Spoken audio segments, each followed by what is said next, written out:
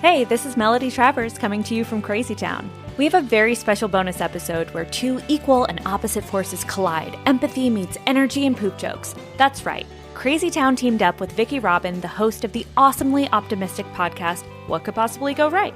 We hope you feel inspired, or at least experience a bit of schadenfreude. Check out What Could Possibly Go Right and drop us 5 stars to spread the Crazy Town experience. Hey everybody, welcome to What Could Possibly Go Right, a project of the Post-Carbon Institute, in which we talk with cultural scouts, people who see far and serve the common good, asking each of them our one important question. In the midst of all that seems to be going wrong or wonky, what could possibly go right? And today we have a really special What Could Possibly Go Right, which is What Could Possibly Go Right is meeting Crazy Town, or what could possibly go horribly wrong, but we can still laugh about it and meet the moment. Two equal and opposite forces colliding. Colliding, that's right. The girls and the boys. The empathy meets energy constraint. Wow, that was a really meets curmudgeony. I think you're all being too nice. I thought it was empathy meets poop jokes. Is basically. No, you were not supposed to do the poop Oh yeah, jokes. so I got to really button it up here. Button it up, dude. Okay. So, I'm here with 3 of the smartest, deepest, most informed and committed. Despite everything they just heard. Yeah, right. It was like that show, Mr. Bluster, Howdy Doody. Does anybody remember Howdy Doody? Oh my God, that's way back. My dad watched that. Yeah, and then there was this guy, Mr. Bluster, who was like all sort of self-important, and then there was this guy, Froggy. And so Mr. Bluster would be blustering, and then Froggy would say a word on the side that Mr. Bluster would incorporate, like poop jokes. So you would say poop jokes, and I would suddenly say poop jokes, and then I wouldn't mean it. Anyway, here we go. I'm going to take this back. 3 of the somewhat smartest, deepest. Sometimes. Occasionally. Yeah, right. Exactly. I'm here with Cher Miller, Jason Bradford, and Rob Dietz, the stars of the very, very famous Crazy Town. And we're talking about the wall that we're all up against, the energy, equity, economic and environmental wall that we're crashing into. And so I just want to start out, if not everybody knows what Post-Carbon Institute is, I would like you to tell us what Post-Carbon Institute is. You're looking at me, huh, Vicki? Okay. I'm looking, yes, we're all looking at you. Yeah. Well, we're all involved with the organization. This is a share, by the way, for those who have no idea who I am.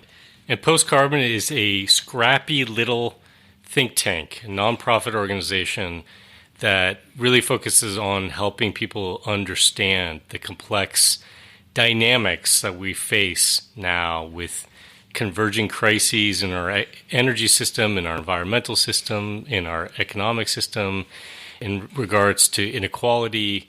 And a lot of our work is to help people wrap their head around this sort of maelstrom of the meeting of these forces and figure out what to do about them.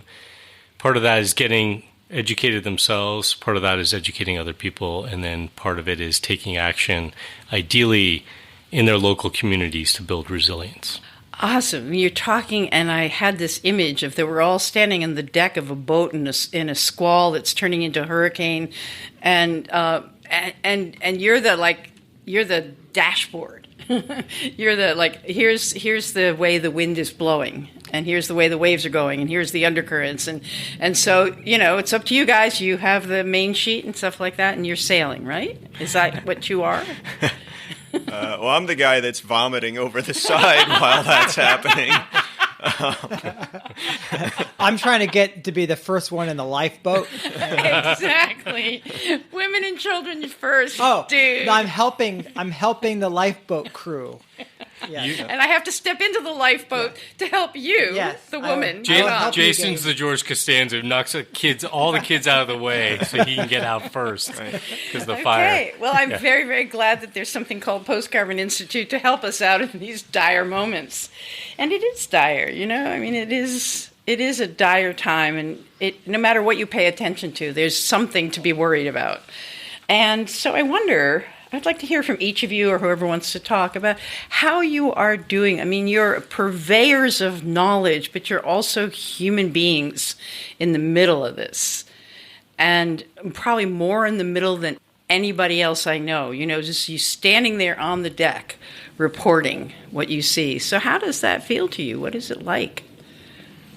Yeah, well, I mean, you could obviously throw a lot of jokes out of how you might cope, but I guess it'd take a moment. I feel like, if your job is spending a lot of the day reading and thinking and writing and talking about converging crises, whatever, a biodiversity loss crisis, a climate change crisis, an inequality crisis, somehow you got to find a way to not spend all your free time just staying in that rabbit hole. So I feel like there's two ways out of it, at least that I've figured out. And one of them is just do something. It doesn't matter how big or small. I mean, like recently I started volunteering to pick up litter in my neighborhood, right? I mean, that's not going to solve the climate crisis, but it might keep 1 or 2 pieces of plastic out of the ocean. We'll see.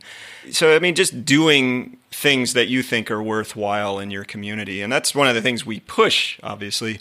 The other thing is just staying playful. It's hard when things get doom and gloom, but I think it's in our nature to laugh, be able to joke with each other and play. So that's really what I try to do. And I like doing that with all of you present right here, right now. Yeah. I know this is really striking your heart. Sherry, you have 2 sons. Mm-hmm. You're trying to navigate an organization, navigate the realities we're facing, and navigate with the family. And so how are you feeling about this? It's a good question. It's first I want to say I think that the metaphor of being on the ship is an interesting one, because if we're the ones on the ship, this is how I feel sometimes, trying to guide people or give people information. We spend most of our time being completely ignored. People are playing shuffleboard, they're going to the buffet, they're doing whatever they're doing. And we've dealt with that experience where I think actually a lot of your listeners and our listeners can relate, and that is we feel like we carry important information and we want to alleviate suffering and to do what is required, and we've been kind of like the wind is blowing too hard for anyone to hear us, Mm-hmm. Now things are changing, I think, and it's interesting because there has been for me a lot of weight being carried, a personal weight, both a sense of obligation and responsibility, and also just feeling like part of my job is to look at these things that nobody wants to look at. But it's moved now for me, and I think for others as well, from in some ways an abstract or conceptual reality, or what is perceived to be a danger over the horizon, to now something that we're directly experiencing. So none of us are protected from what's happening with the pandemic. Even those of us, we got vaccinated, we thought for 6 minutes that, it might be over or something for us, and it turns out not to be true. So dealing with that stuff on an individual basis. I've got one son who is too young to get vaccinated, and I worry about him going back to school. And then with what we're seeing with climate, I think communities all over the place. We have a friend who's now battened down the hatches for a pending hurricane. By the time people listen to this hopefully will have passed, but he has no idea. He's in New England, doesn't know exactly what to expect. Here in the Pacific Northwest, we've been dealing with really high temperatures and fires, and so it's hitting home, and it's hard. So and I think, like Rob, for me, it's about finding solace with family and re-energizing with people that I love, and really taking time to be thankful for the privilege I still have in being in a beautiful part of the world, experiencing generally functioning systems. I'm living and breathing being with my health, and I get to do very important work. I can't really complain, all things considered. Yeah. Jason? I have kind of almost like oftentimes I get a lump in my throat. I get a heaviness in my chest. Even if I'm out on the farm focusing on weeding or whatever, or harvest, I'll take a little break and I'll do the wrong thing. I'll check my phone and I'll get flooded back with this stuff. But some of it is sort of an acceptance that things are going the way they're going, and we haven't been able to be heard and haven't turned the direction of the ship. So I've almost internalized that reality of it's kind of late to prevent all kinds of terrible things from happening, and grieved a bit. And you don't stop grieving, but you sometimes, it's not the first time you felt these things. You've almost had the premonition and grieved for the future, and the future's arrived. But sometimes it makes the beauty of the present very sweet in a sense. And so I enjoy when the skies are blue and I see the birds and, it's beautiful cloudscape and the wind in the trees and the flowers, and just try to be present to all that and my family and friends. So. Yeah, it sort of reminds me of the process I've been in recently, very much like you, like warning, like lemmings, turn around, cliff ahead, over here, like the stewardess on the airplane, in case of a water landing, go that direction.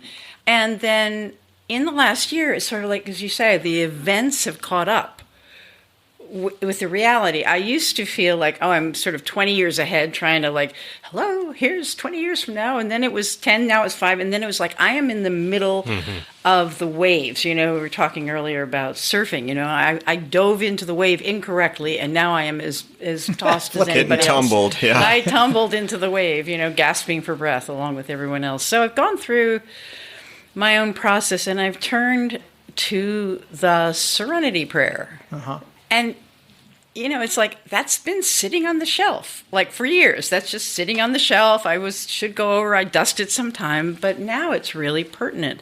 I even talk sometimes about how this society is addicted to oil, addicted to consumerism. So it's an addictive process, and now the Serenity Prayer, and which is, God grant me the serenity to accept the things I cannot change, and the courage to change what I can, and the wisdom to know the difference. And the word for me is acceptance. Yeah. And, that seems like, what is it, a 6-letter word or whatever, I can't count on the fly. But it is such a profound word of being able to accept it. And I was thinking just today about, it's also sort of the last stage that Kubler-Ross talks about. Right. And you can get into acceptance, but you could get, fired from not fired, but anyway, you could get into acceptance and live another 5 or 10 years, so there's a state of acceptance that isn't like, it's the end of the road, bye.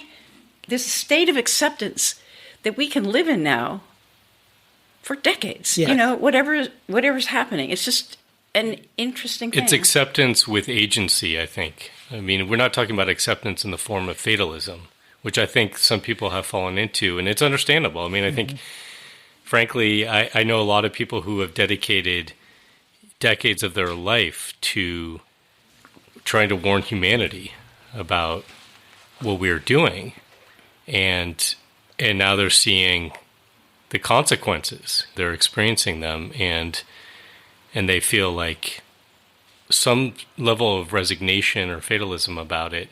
And on some level, I can respect that, especially for our elders.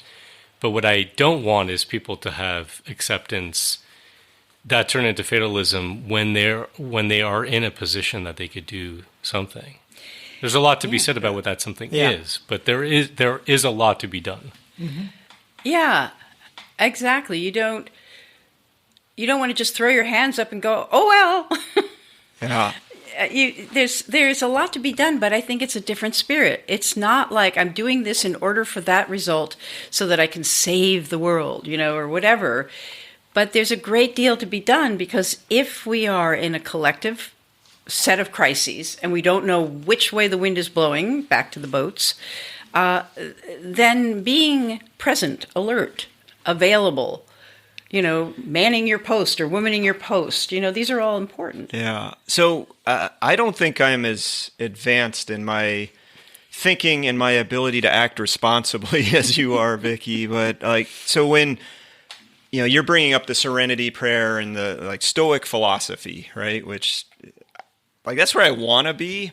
And yet, when I'm present, I can do what you're talking about, Jason, like notice the beauty in a creature or in a cloudscape, but I'm also often and I don't want to take this down a dark path, but I'm also present. Like, we were watching a giant tractor till up the soil across the way on a conventional grass seed farm, and it's just blasting this plume of dust into the air. And I often walk through the world going, well, that can't keep going on. That can't keep going on. What is that guy doing?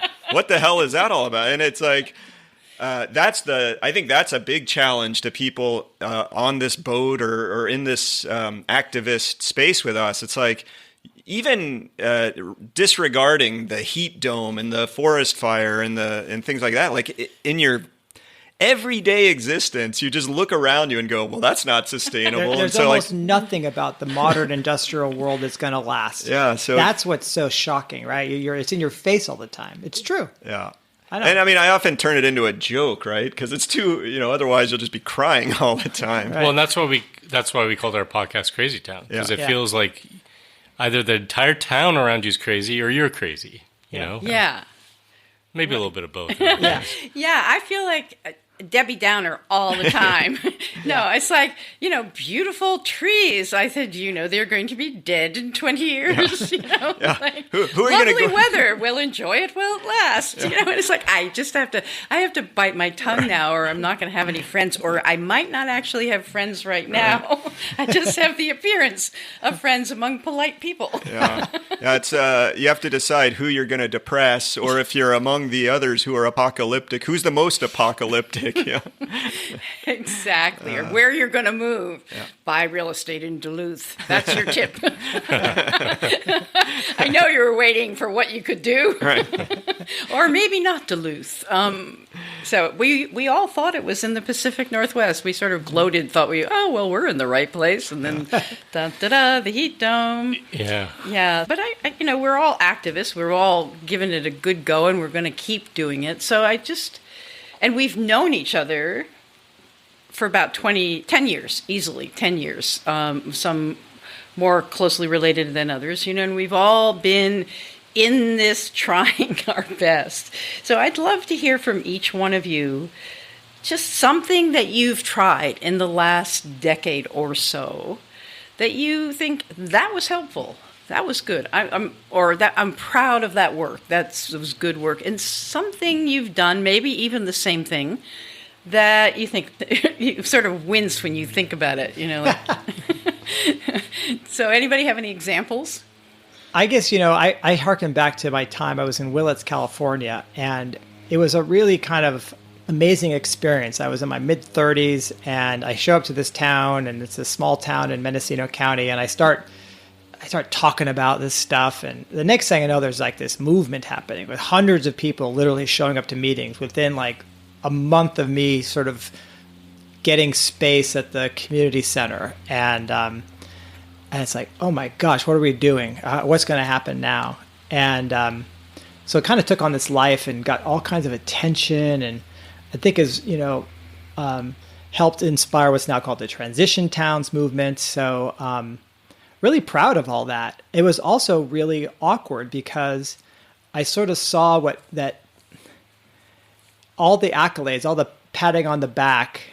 I remember this. It didn't seem to do anything when the powers that be had to decide, really put their money where their mouth is. No.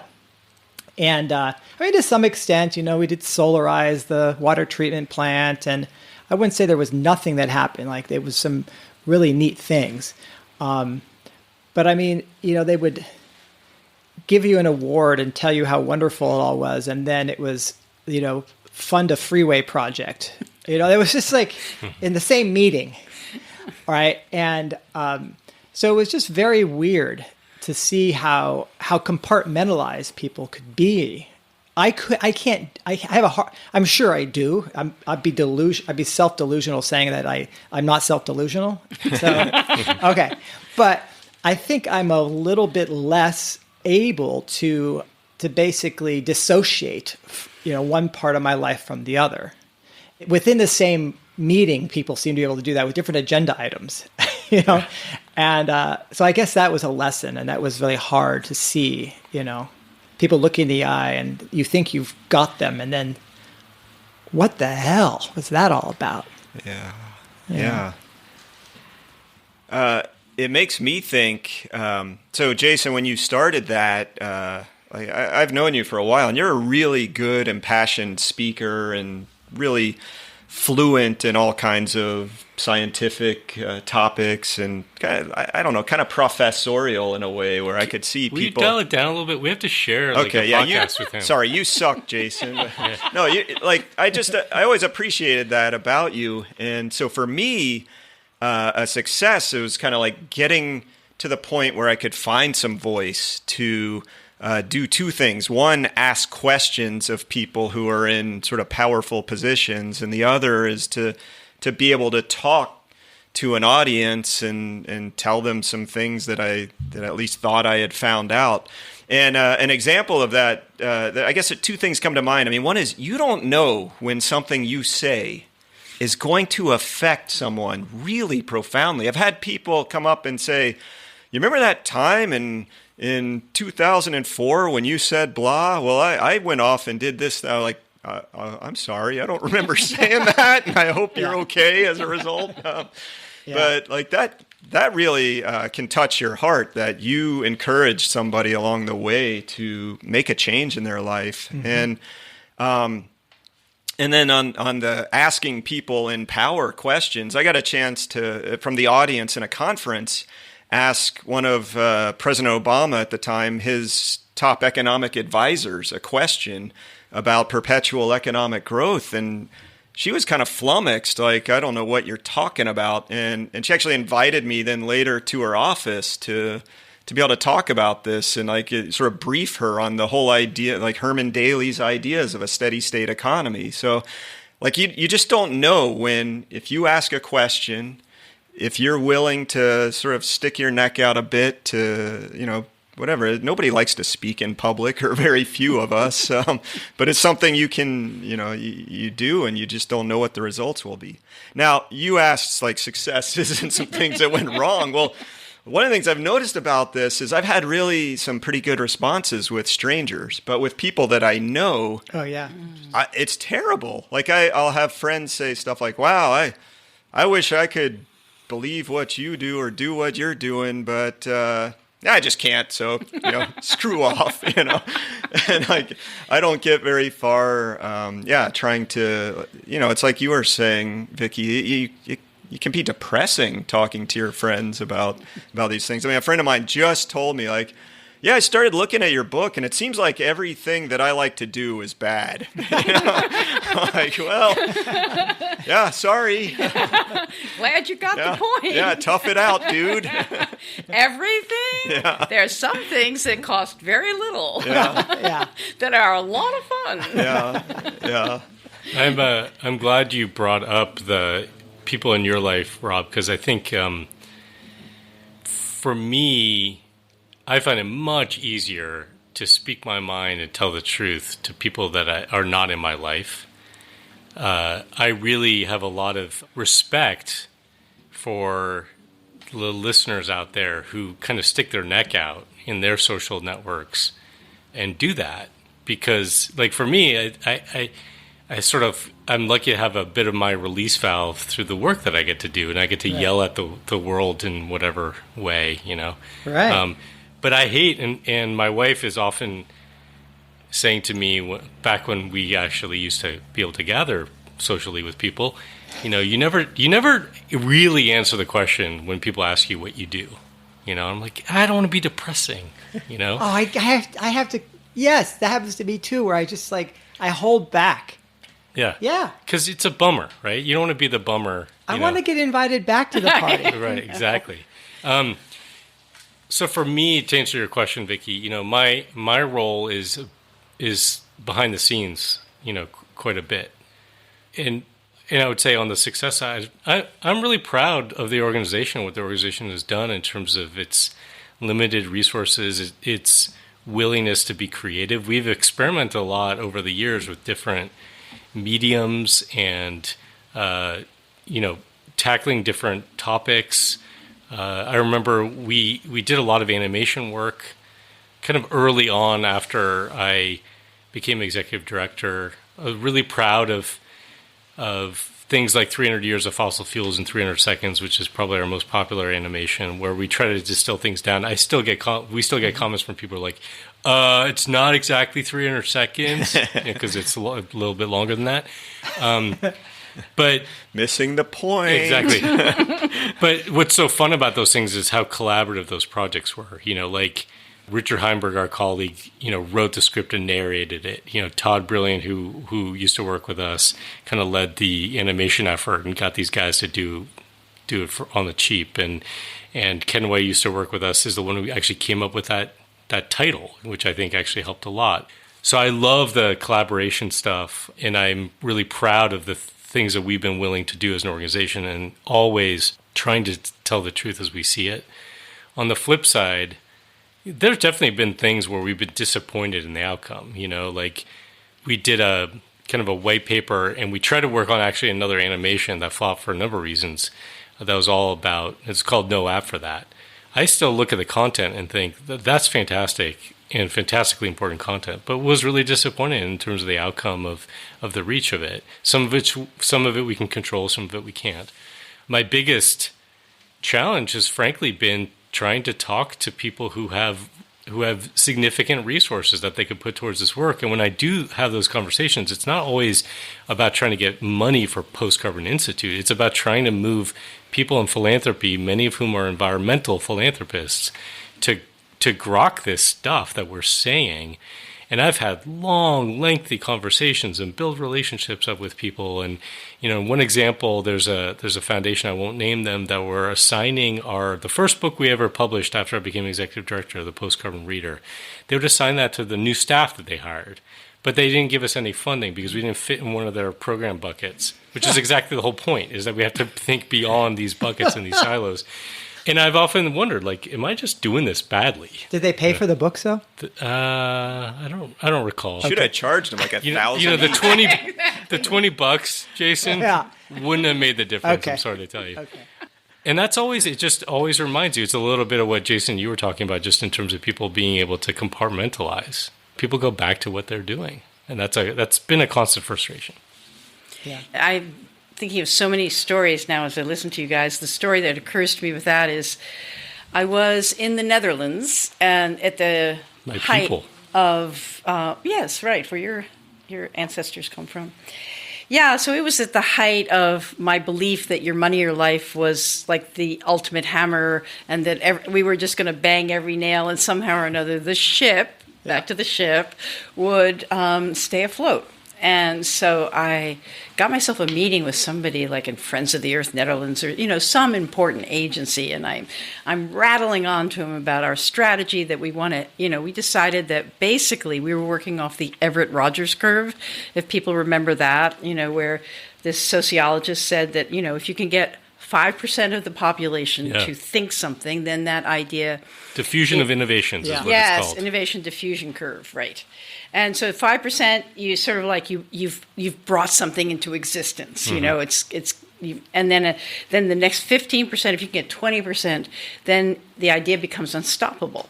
So we were working on that theory, and we were just counting up the audiences of every show I was ever on. We've gotten half the nation, So it was a strategy that I still hear these days about if you can reach just 3% of the population or 5% of the population. Yeah, it'll roll. Yeah. It's going to you're going to and so it's almost like in a way, I think it's very American, this sort of outrageous optimism that you can do a small thing and it's going to blow up, and become really big. So I'm telling him about our strategy and how many people bought books and da-da-da. And he's looked at me like I'm nuts because he said, all my work is for only one person, but it's the right person. He's doing everything for that one policymaker so that person who's in a decisional role can make a different decision. And we're blinking at each other like two alien species. Right. And I felt a little embarrassed. I felt a little sort of frothy American, sitting with a very mature person from the Netherlands. It also reminds me of another thing. You reminded me of that, where in the 1990s, the UN had a series of conferences about the poly crisis. The United Nations was on board with this in the 90s. And so, with the Earth Summit, 1992, the Earth Summit was like, did we not all get religion from the Earth Summit, and Agenda 21, and we're all going to do it, and we're going to do it together. So in 1994 was the Cairo Conference on Population and Development. And so we had been working for several years on Your Money, Your Life. And we had a database full of names and addresses. We used to use mailings like back a physical then. address. Physical addresses of people who had come to our seminars or bought, or written to us about how moved they were by the book. So what we did is Timothy Worth, who was the U.S. representative to this UN conference on population, he was doing a series of town hall meetings around the country.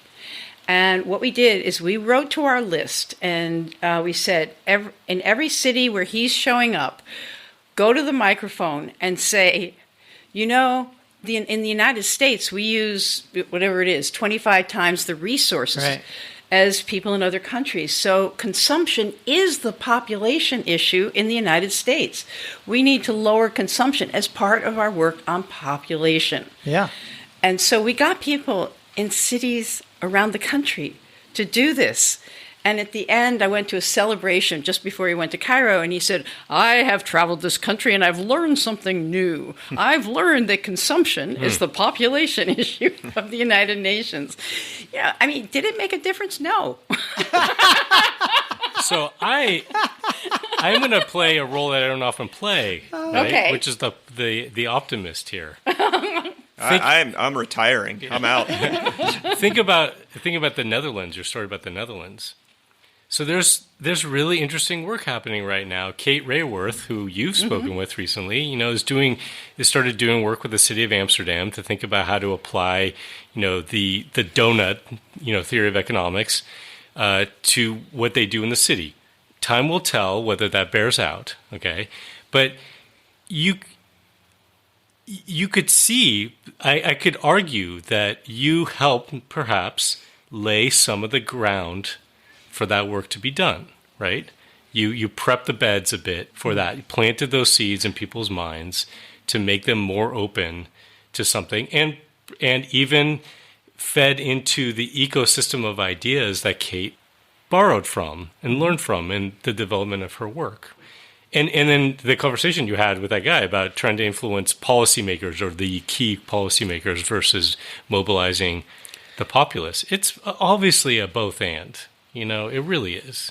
Right. That's the thing is that, we were going to lower consumption in North America by the year 2000. That was our task. Mm-hmm. And we were going to use our little hammer, Your Money, Your Life, and that was going to pound in every nail. Right. And so around comes 2000.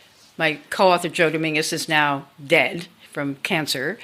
And all of the data is going in the wrong direction. And I really went into a depression, not official, but it was just like a sinking feeling, like the thing I thought was going to work. And what I didn't understand is the systemic nature of things. So that's a positive and a negative. It's like you said, okay, this person told me that what I said, 12 years ago in a talk made a huge difference. The ripples from what we are doing are unknown to us, and they almost have to be unknown to us, or we will be, hogtied by trying to affect every ripple. But we really, not to be a cheerleader, not to be Debbie Upper, but, just to say that, and that's part of acceptance, to accept that we do not know the results of our actions. Mm-hmm. And that we really do not know the timetable, and we do not know whether the positive wave is coming next Thursday. Yeah. From all that we've done, we can't come to an early conclusion about our impact. We just water the garden. You can't make the carrots grow, as you well know. That's a good Grateful Dead song, by the way, Ripple. You're into that now, Jason. Yeah, very, very, very along the conversation lines. Rob was regaling us, for listeners, he was regaling us with a version of Ripple last night. Well, we sang a little together, so it was a total harmony. Yes. And unfortunately, It was incredible. Fortunately, we Should've didn't been get it recorded. recorded. Yeah, It was so- a cacophony. Well, So we could freeze it now. I think the Rob. rest of the world has missed out, and they're just going to have to live with that. It was you just know? a moment. Just go look it up. Listen to the dead It was sing a it. moment, but there was a ripple from that moment, and it arrived right now, and who knows where it will Well, go. you know, I haven't had my metaphor moment. You're talking about boats and planting beds and growing seeds and all, and I often think about it as you want to start a landslide of change, and it's all of us throw our little rocks. It's and, another great song, right. by the way. Oh yeah, that one's pretty sad. But like, I think Vicki, you're talking about sort of like this hero moment almost. You're hoping that your hammer bangs the right nail, and then the thing happens. And I just applaud anybody that in the face of, you know, the dire things that are out there, that you're in the game. You're trying, and your rock, even if it doesn't start the landslide, is part of the emotion that will, Is you it know, okay maybe to one throw day a get us rock there. at certain people? That- You know, you do what you got to do. Stabilize the cliff, and all the McMansions go down. Right. Wait a second.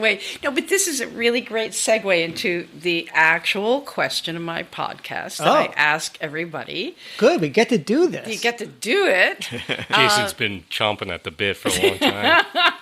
in the midst of everything that seems to be going wonky, awry, wrong. What could possibly go right? What do you see, like the green shoots coming up through the concrete? You know, what do you see? What's the fireweed? What's the, you know, what are the lodgepole pines, if we want to do the forest metaphor, that you see sprouting right now? And it's not to generate hope, like, okay, I can sit back now, the lodgepole pine is doing its work. But it's to inspire people who are listening to realize there are things I can align with and cooperate with that are going in a good direction. Because people want to know what they can do. And it's not, you know, don't buy a hunk of metal that plugs into your house to put in your driveway. That's not it.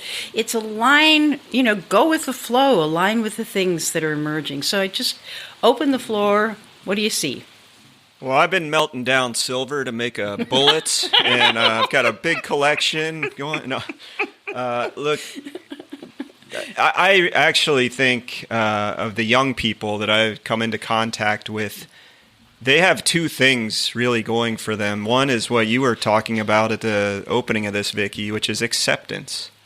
They don't think like I'm going to be richer than my parents were, and life is going to be that much easier or better. I think a lot of young people are looking at what's going on, and they're like, well, my future is very different from what your future was. So now what can I do? So they're in that place. And the other thing is they're way smarter.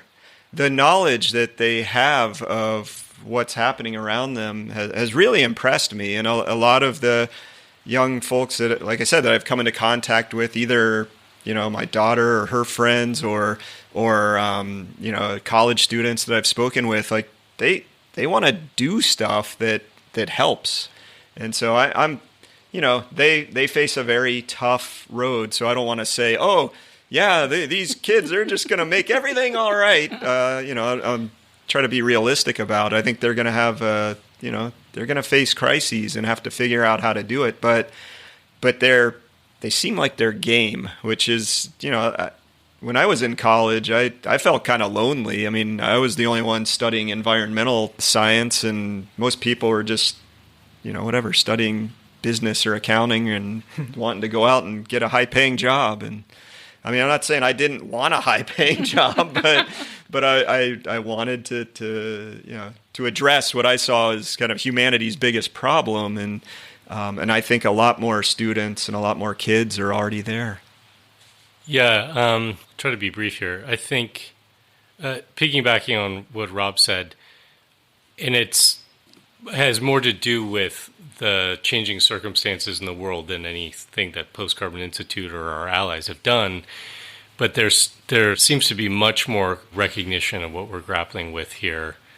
We do have people spinning out into denialism of different forms or distractions, but more and more, I even just overhear people. And yes, we live in a progressive town, but I overhear people talking about these issues in a matter-of-fact way, in a clear-eyed way, where they're connecting dots between things. And so I think the level of understanding and recognition that people have, climate is, sure, media spend more time talking about Jeff Bezos' space penis to, rocket than they did climate change in 2020. But when you look at policy making right now, climate is on the table in almost every conversation. There's still a big fight to be had, around commensurate investment in it, but it's there. And I think just in the general discourse, I think it's there, and a sense of more of the intersectionality of these issues. There are lots of things that people are doing that I think are really inspiring in a lot of different areas. I'll just focus on things that are around people, like an example of people doing things that are really positive in the context of how our situation is unraveling. So here, again, I'll just talk about what's happening in my own backyard. When the lockdowns happened early on in the pandemic, people are home, restaurants and local businesses shut down. A group of people just got together and decided to start a new effort. They called it It's On Us. And what they wanted to do was, they knew there were a lot of people that were out of work and didn't have money or were insecure financially and could use some help. And there were businesses, local businesses, that were facing the same thing. So they did a fundraising campaign to raise money to pay restaurants in town to make good, high-quality meals for people in the local community. I remember going around town and seeing one day that there's a line out the door of one of our local businesses, went around the corner. Those were people that were lined up to get a free meal, no questions asked. And then when the fires hit nearby last summer, a lot of refugees from the fires came here and they were parked at our local county fairgrounds. It's On Us stepped up to provide meals for those people as well. And what was really interesting was to find out that many of the people, it's like 60% of the people who donated money also got a meal, which gets to this idea of this mutual aid, which we're seeing cropping up in a lot of places as well. And that is, even people that are really they don't have a lot of surplus and a lot of wealth and a lot to give are giving. And the efforts that exist that are just about people providing whatever they have to share, whether it's time or money or other resources to one another in a reciprocal way, I think we are of necessity going to have to see a lot more of that, and there are some great examples of it happening out there.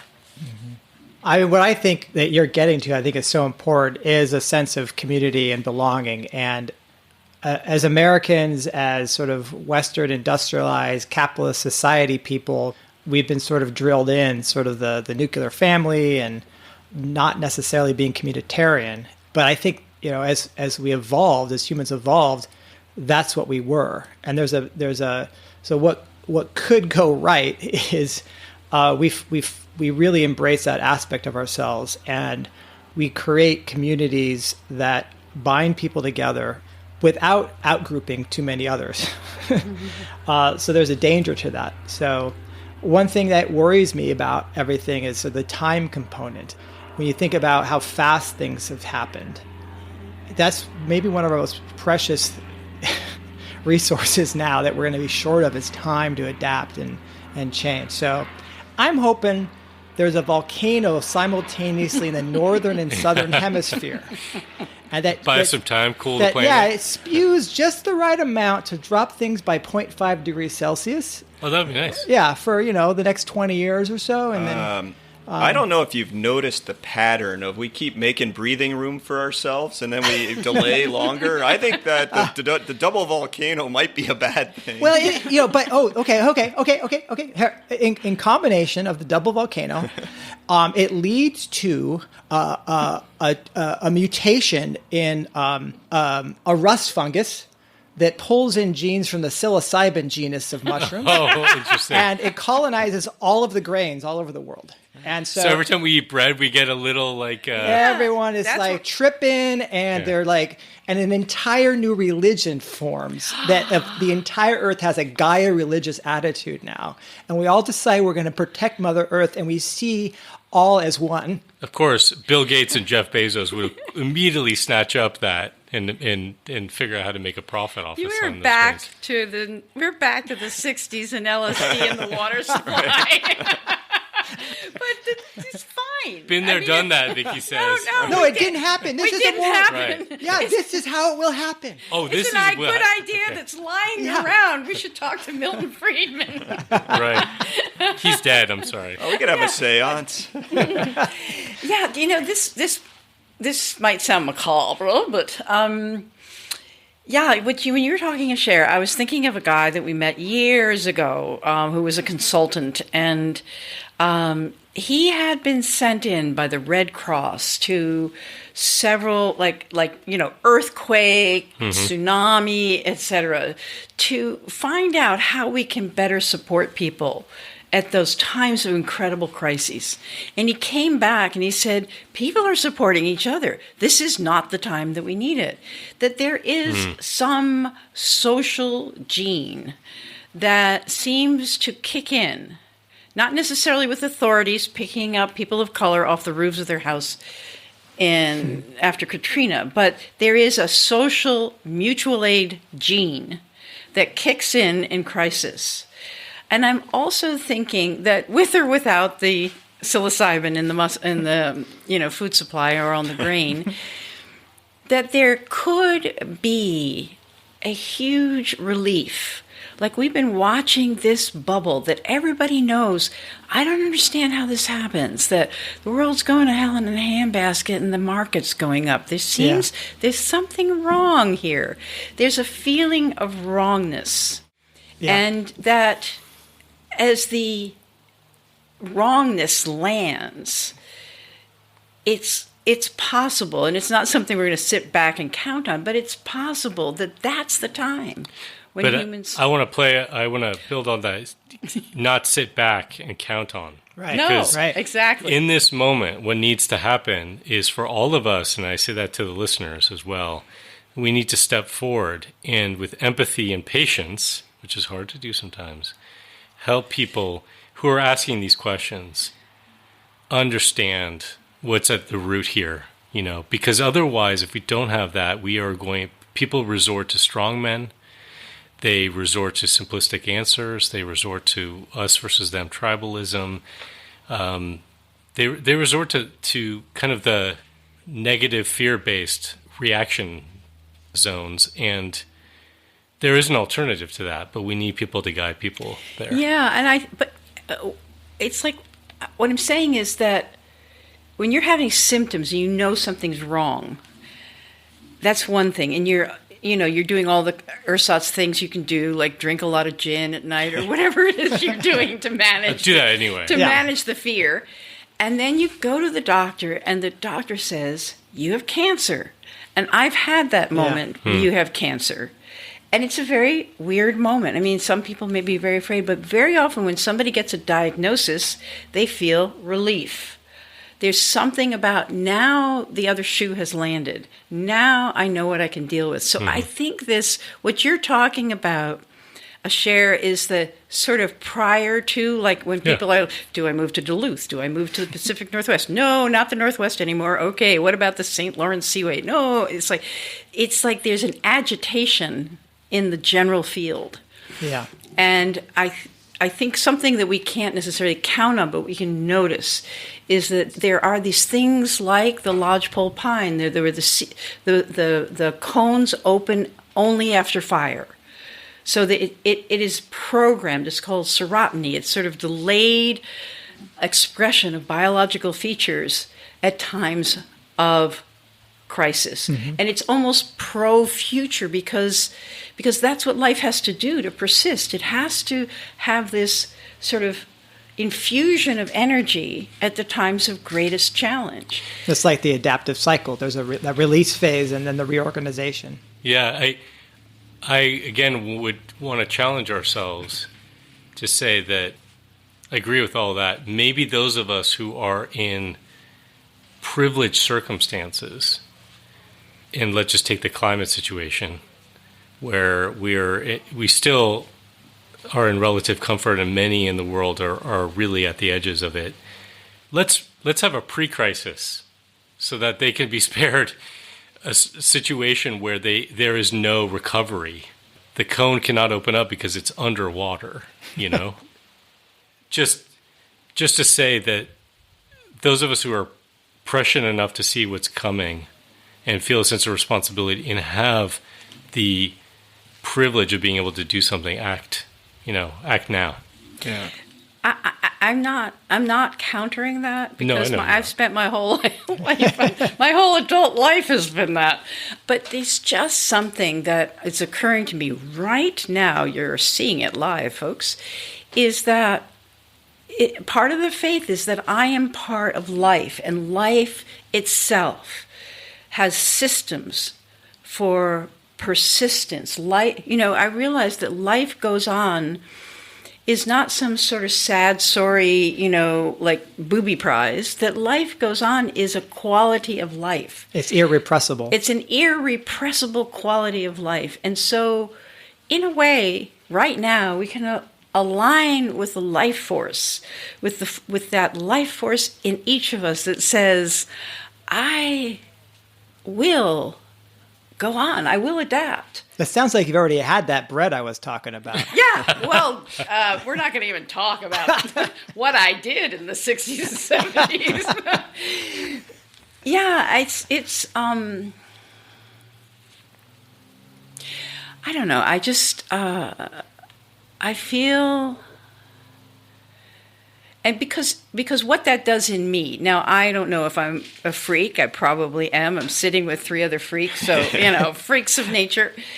Yeah, so I feel like as I'm sort of shoring up my ship, I feel like, these crises that we've been in this summer have like woken me up even more, and I've got like, okay, personally, what do I need to do? I just need to, I've been pretty sloppy, just indulging my emotions, just like, oh, I feel miserable and I think I'll feel miserable for days. No, I'm just sort of like, okay, I'm going to face issues I need to face. I'm just going to face them now. Now's the time. With compassion, with honesty, but not dawdling. I feel like I've been dawdling in things, and now I'm not going to dawdle. Yeah. So I have my backyard garden, which I call wabi sabi, which is a big excuse for a lot of things that aren't working. But I really want to, like make a better garden next year. And it's not a fear thing. It's like, okay, ship shape, ship shape. And then I'm looking around my community, and there's like, some local food organizations. We're doing a local food challenge or whatever, local food month, and I was like, okay, guys, how can we like up the game? Let's up the game on the local food thing. Let's change one regulation that's in the way of processing our own poultry. I just feel like there's a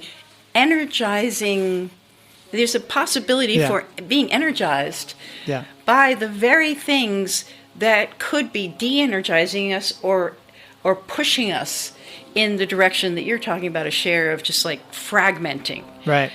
Yeah, And times of consequences are also times of clarity, and they can bind groups together to make changes at the system level that individuals couldn't do before.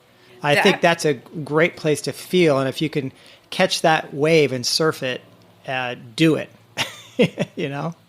That is a wrap. Because that was one of the best sentences I've heard.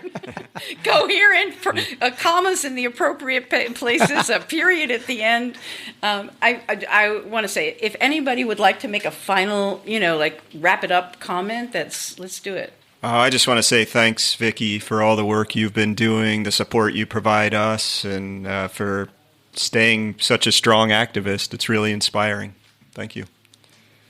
Thank you. Yeah, I guess I agree with that. No, I love you, Vicki, and it was really fun having you here. And for folks who are listening on the Crazy Town feed, they should check out What Could Possibly Go Right. And if folks on the What Could Possibly Go Right feed don't mind listening to us bozos, they could check us out on Crazy Town.